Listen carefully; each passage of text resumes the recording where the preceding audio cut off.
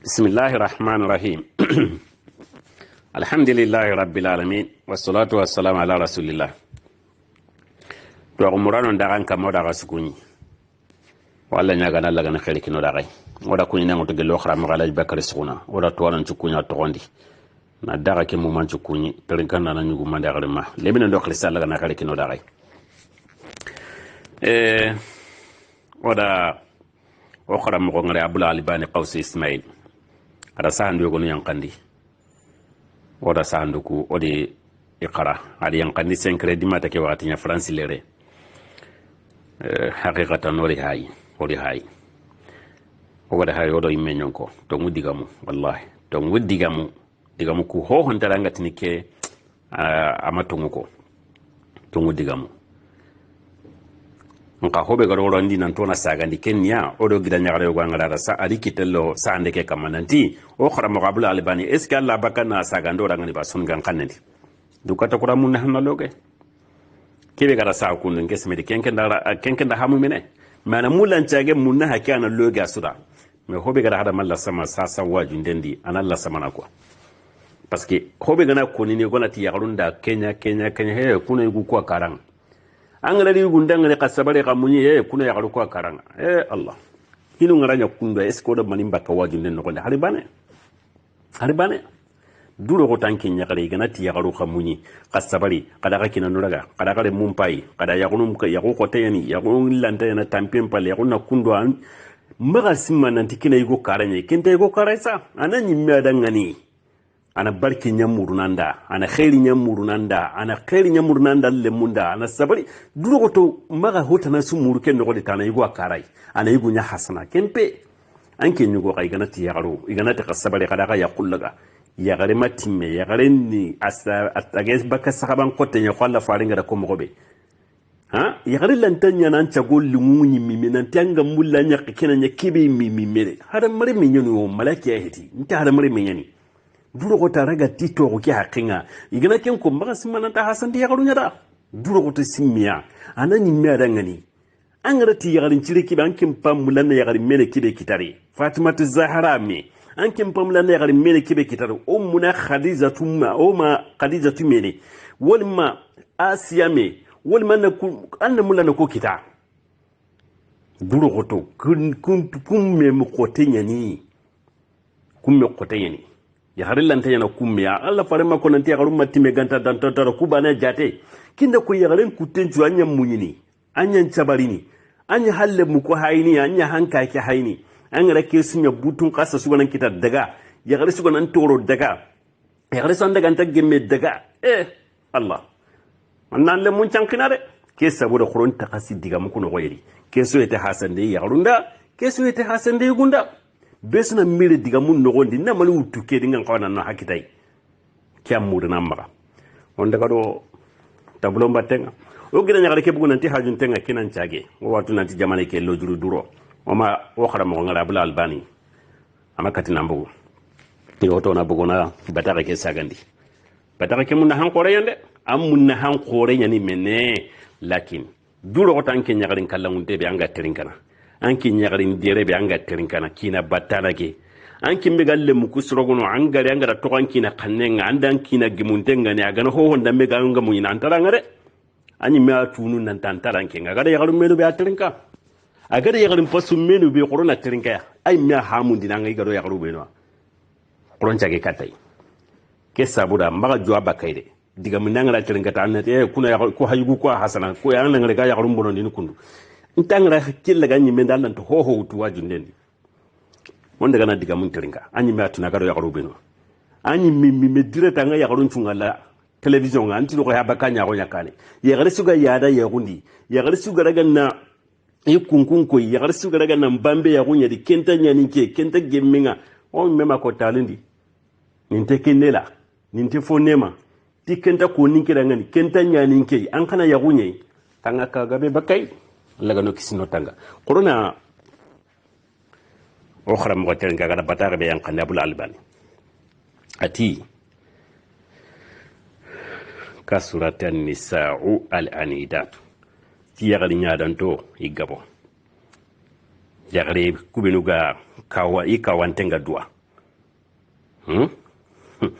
ti gabo de ke sabu dani fa kasura talaq wala yan gabo yagari nyadan tike gabo ni da yagari ngalan karaga nan gabo wa tashattat al aulad lemun canki sanki beso kento walla nga yata lemun canki nya yagaru manu na daga do yagari nga yugo manu na daga do yugo ngamal lemun canki wali mal lemun na daga sare ke jamu hulani ne lemu tanu na daga sare ku jamu hulani ne lemu tanu na sare anga yagari mbane nga lemu jamunu mani mi ana maka kati ama ni kati yo ke jamu keni kiyai alle men ke yobo alla men ajamu keni kiyai alle men ke yobo ajamu kiyani jamunu mani me yagari mbane manin cababu corona tringa sahande nyanda ko rek para mo yanda sa kanta dan kinga sa mari nyagari ndire anta dan kinga mari nyagari kallamunte an kimbe ga munyi ya gundi an kimbe ga dungina ho nyanganga an kimbe ga dungan nan tore an kimbe ga dunge ho ndambe da nyanganga antaranga atringa ban an ga tunan ta antaran kinga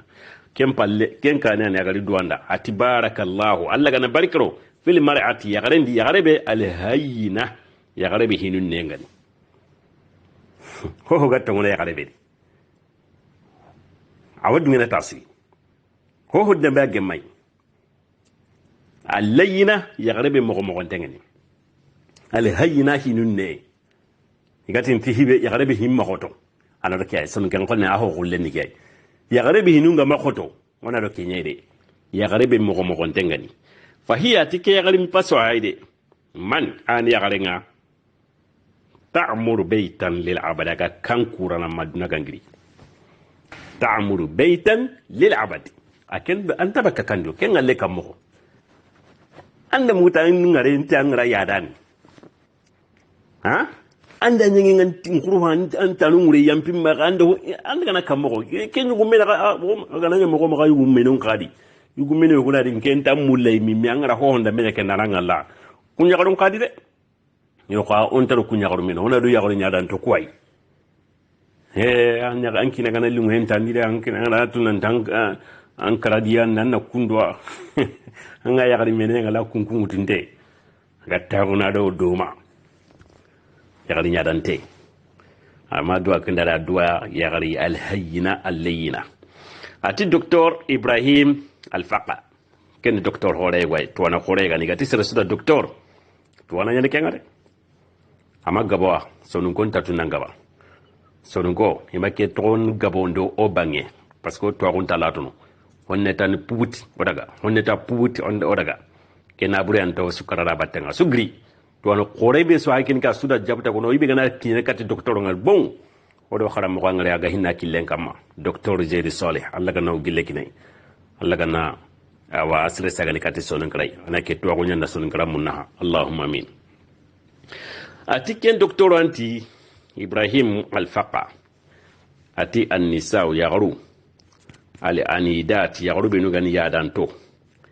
yaghari yadanto Allahu akbar corona trinkare ahakara mo kya diga mon kono docteur Ibrahim Alfaqa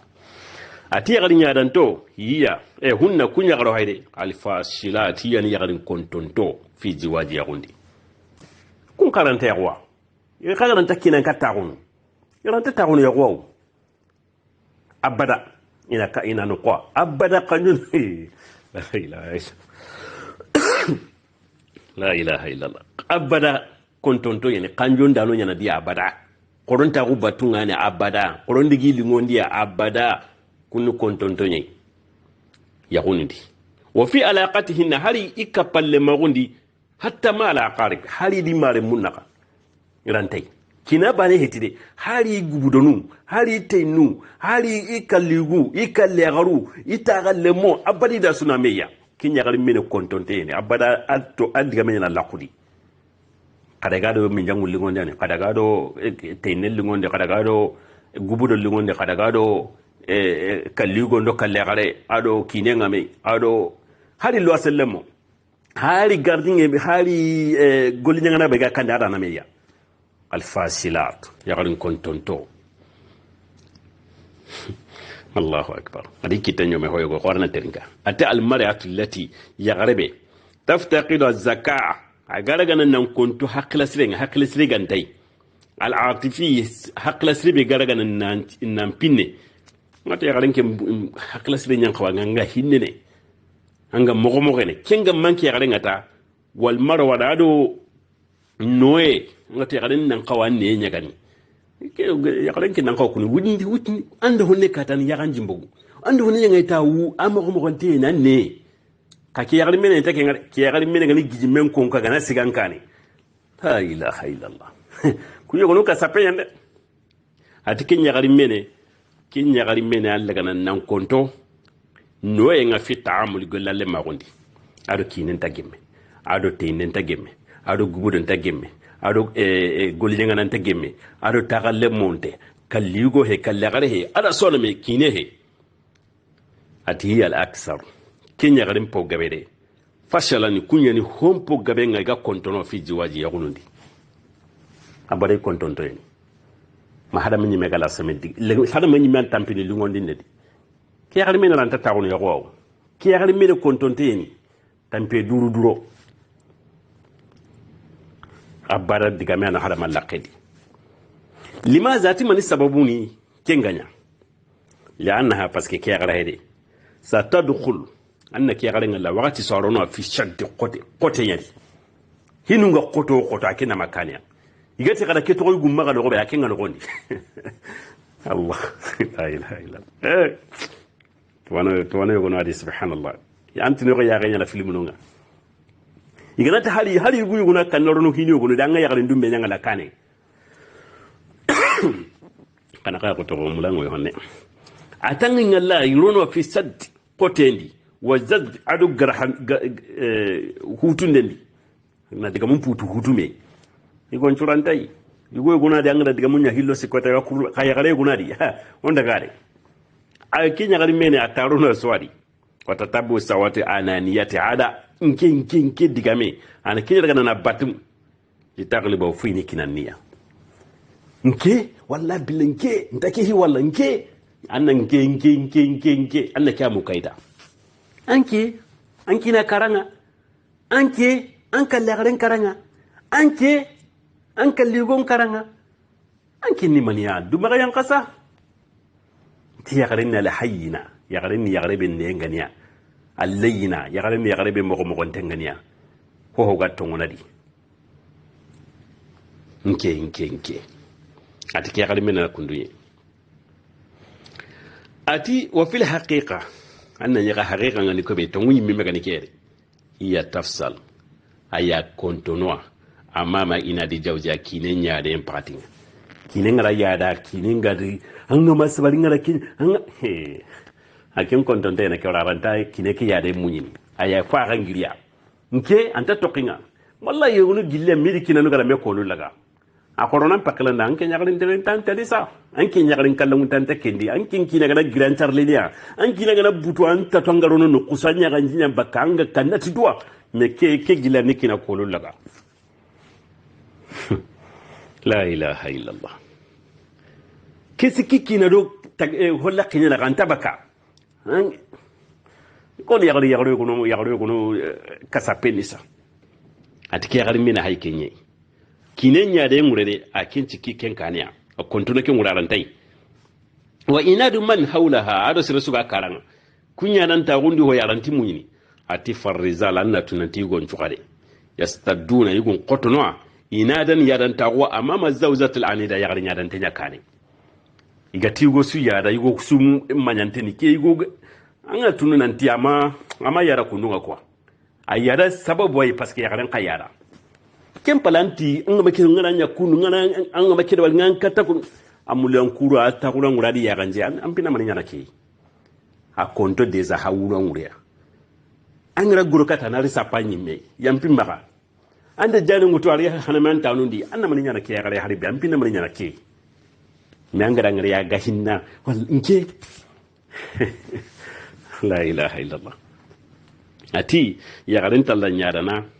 bulan be igo nyadana ya garen kamma ya garen talla nyada kaya amma ngari ga kono talen ti diga men gabono la kumpilari anki nga diga muno aga diga muno angara hobe kana me sagana angara hobe kana me tamuko ken de men tanya meno mi anda ko akuruna ngure angara ho ko yampim maka ta Allah nya Allah ran yampim maka an guru kata daga tusangure anda jana ngunda hanamandi an mani na kiyare wallahi kin me kana haklante an jana chokoni na nga sapine na ya ganjin chura parce que kiyare na la hayina yagare mo monte kiyare ni yagare ne kiyare ni no reni awana ka kira kurana ngamini sikay mentari ati hari gidan yagare awul ukhtul anida walma hari gidan yagare nyadante igon na nyada gidan yagare ngure yol me khona yagare ngure de akitene yagare ngara nyadante ni kempalanya anki angira yagare ngara nyanne angoro kata ando ya mulina tauna daga unu anti maga bugusela ngam ayila mulila litaru anti lenki anta bakasela ngari taru anya kanti lenki anta da mulina taru nkanta da ndaga na ke wara nina nyana e bada yugo nyada na ke mo gadide makamo ati wayalinuna yugo ngalo gona nan no garu amama al mar'ati layina yar mere magonte nyakaranga yagare hini ben nengani yugo ngano na anganya kami ya igu kote anganya kami igu burei anganya kami igu sondon kante anguru kati yagare nga konga gira ko magobe ande yagare ay mina hayke ari sigi kiyagare sigi ngana maselanko yagare le sigi ngamula na daga no koyo anta yi antara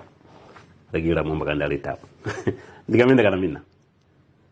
ka ngara kinoko wala na ya wara antara ling ndaga na wali ma amma ko nyako te min ngara tingara no abun keta leke no yare man kanga magriba ata bara yagare mo ne igo mo ne yagare no re nyawri iga tigo sudanga ni taya kenda kitare maka hali kirindindi ke yagare da dusu kini ke igo ya kida dusu to ke igo maga kida dusu marandi ke igo ya gajange daga mina nti karawanti karago ngara ti tamona ti tamoni mayuguru gati haya hali garendi ngara ti kyala ti nike nyata he ka tike ndiya ke kada kura ke kada ta nandu kontena tanana yere asara anke na to hobure anike hobure heti sa na kalli ngome yani na yagulli ngondi me yani anki nani o nkai gana anki nya jira kana tiyanta to anki na kannenga kempeta na ngadi to lingwade yagari nya dan temanya ke sabuda ati hillandi al mar'atul anida harba hina yagari nyadante ke kam yagari nyadante ati yagabiya ati qawiye nyani wallahi qawiye yagari nyadante ati qawiye nyani quoi mani yagati qawiye nyani tazunna kem pasimana tazunnu nafsa ani mesimana annaha hina ma tasabbusu tatasabbasu birayaha hatta kina simana nantigana sabati igana ewa ko iganta gilli igara yake kama iga dumene igana tikebe ya akla kebe iga tikebe inta gilla kama ayike ga tibaka ibakade iga tintake walla inta wallare iga tina kenyana ina nyana de awanta gilla kama ga igo kini ho honda mbanya na kontana ya atoko ke yagare kanne atike nyagare mena hasimana nan tike ni dangan tokoli ngwai wataqif ke yagare daga nan tigi amama la asifa hali dundo nyaga na gri aken tikia satafuza nante ken kaddan kana wonte nanti ganya ka kamni awato ay kinin ho honda benya janin baganda hali yangara guma ay kiyar menen ta dugene ay gatin ta yanta yanare nkin ta gilin digan kannin ka ma badan ken ya gari mene ata siki dundon ka ne anta gilli nka watan sa ta kiyar hasi manade annaha infazat ra'yan hala gana to ka kanni kiya gana war agana ganyira yake ya komi masaila ti da benya di kinin ta antara daga hare wali ma tinta kenya kinin ta na kinin ta na nya tinta nya a to ka kanne ki ata hasi mana ko iganya kendire watan sa annaha infazat ra'yan wa mawqifa akin pasimana tiga na ganya ra'ya wali me ganya sigi nokui fahiya nan tidan kempa ide ke gare here taraha intasrata kempa simana ida ide nya kita anda ngari Allah akbar ganya na gare ben ke hetide amma to kan ninga sanga tintanya nan tanya na gare a hayna duja kiniti kai la ilaha illallah walima to munyi mi anyina maka to munga nyina maka hini yoguna melina yanta nyana ni ina konto ina rita usro na ajirgi ina kine ke jirgi anga palle be anda yagarin toro anda nyakundo ina digan kanu ko ke yogura ngani magara ga wu ati a daga na ta ko kine maga to ko venten kata anda ngari ngam pa kenye anda ngari ida diga muka ngari ida kaindu ngari ti daga na breta ida kesu ngari hadu jakini tikenye ati ke gare mahamu ati kem pasim mana nan tike sigi no ko ke wara ke dan ki hakala la kundi ga kiri soro ngai da kai da breso go da bolondi da diga mene cukara ngani mandaga wu ati fa hiya tara han tasrata kem pasim le da khairi nyake tada yi da de bi hum qihatan tatwa qawiye nyani ke gare illa annama takhsar qalban ha ankim pay perdini sondo mai kana yuhibbu ha ke sondo mega nyamulla ke gunya mula ke gunya kanna kinya sabaya garan bagana an pa kanina liti akanu yake na garan liti anan kanuwa na hohun da menyanganda anke mpake nyakili batununga anke mpake nyakili soronga anke mpake nyakili hadamanga tanke da tongu bani kitama kata fo dunana tunde ya nanti anan toro no inaka ina kajafi ina diga mena chukara magara gawu atanke mahamu amma ganyo wallahi nda kiya anda yigo question de menya raga ni na tire bakadwa kinan kin kanna kam ko hadi digan kanu bina gan haranga wakati so haraga mulla digan kanu binu ga kuni dam batten ranta mu ngulu ken kay ndu binu ga kuni danke batten ranta mu ngulu kunga atampa perdre sondo miyi ke sondo mega nyaga mulla kiya ranta tuwa ampe anta kiya galai magasi manyi gusra ko ni kede magasi manyi garon qora ko ni kede magasi mananti ke an kasawe ni kede anta ni kede ya garebe ganin ke ko ni ke no ati watu damira ati fala anta tunante hirmu ko halakini alle mu ga yakina kanado ambi baltenga kelle munyana mania am palle mu ko halakini wala tadrika ma'na al kharab alla talgini ki perdiye ki guruje daga al mananga abadan illa muakhira malafi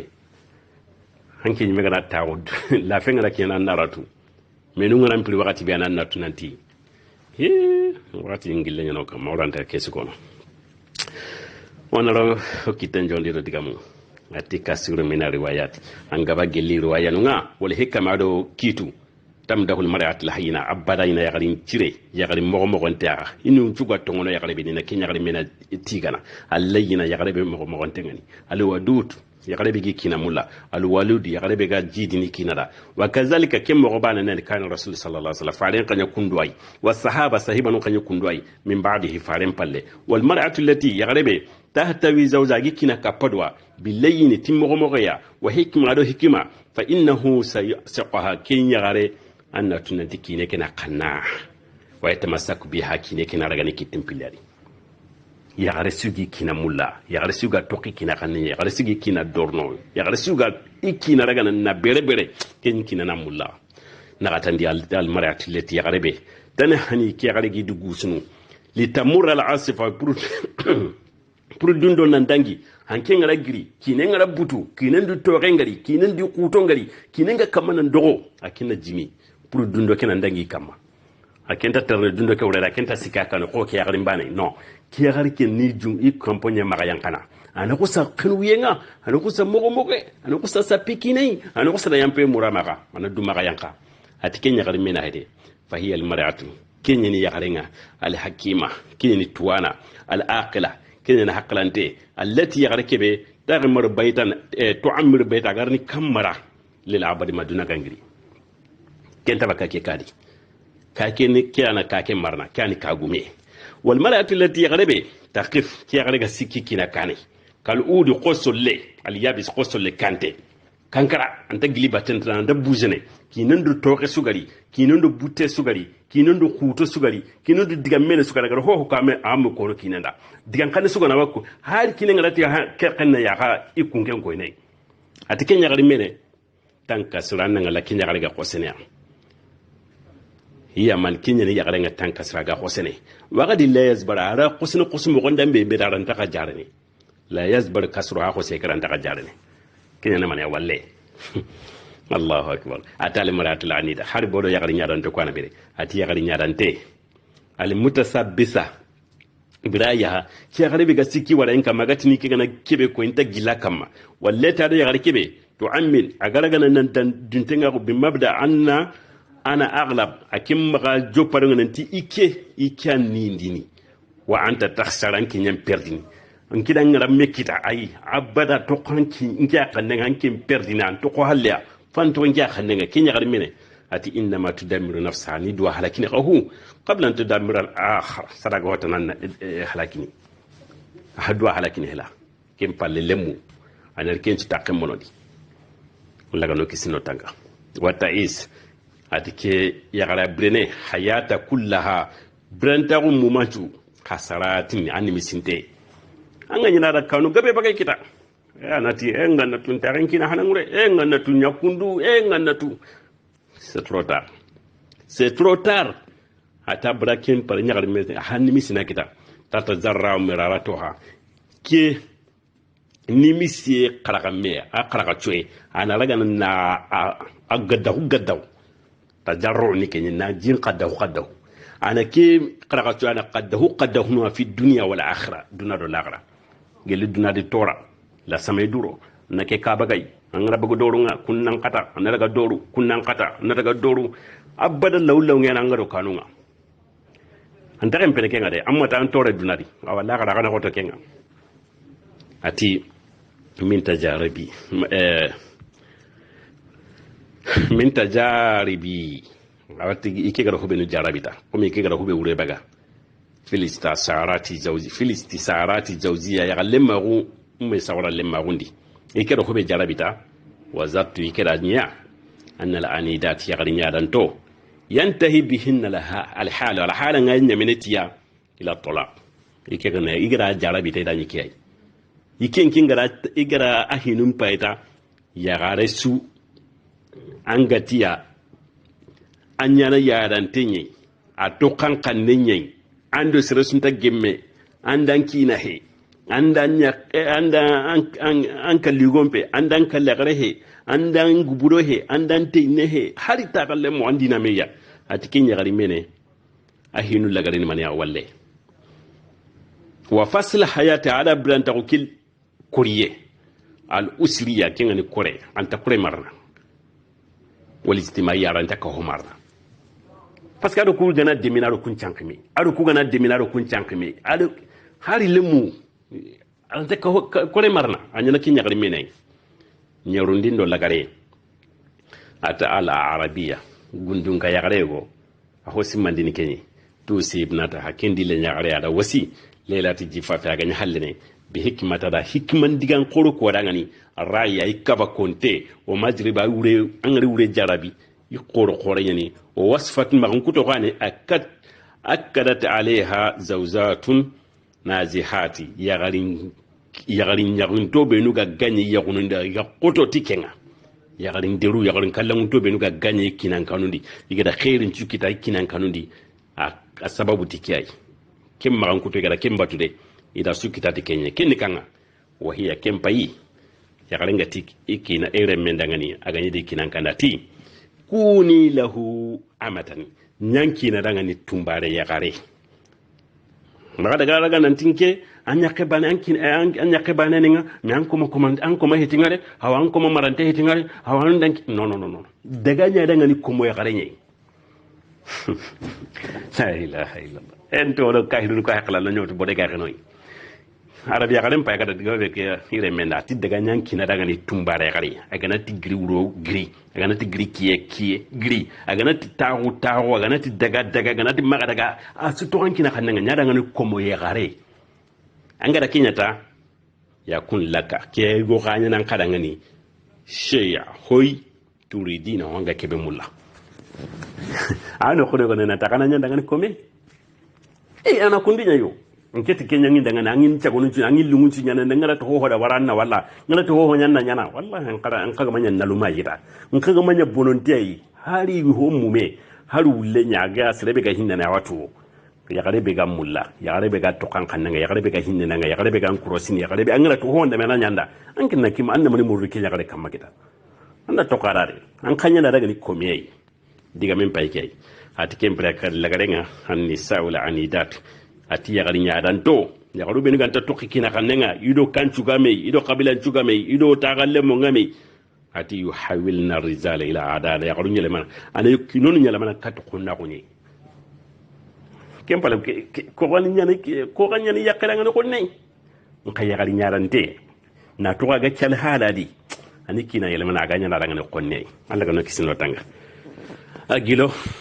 ngasimiri okhra mo abula albani illa Allah gana buganda hatam ponce be kinoy ke ngarno na hanan ko to ke ray barakallahu fikum wa jazakumullahu khaira aga renda akhra lamani bas wa assalamu alaikum wa rahmatullahi wa barakatuh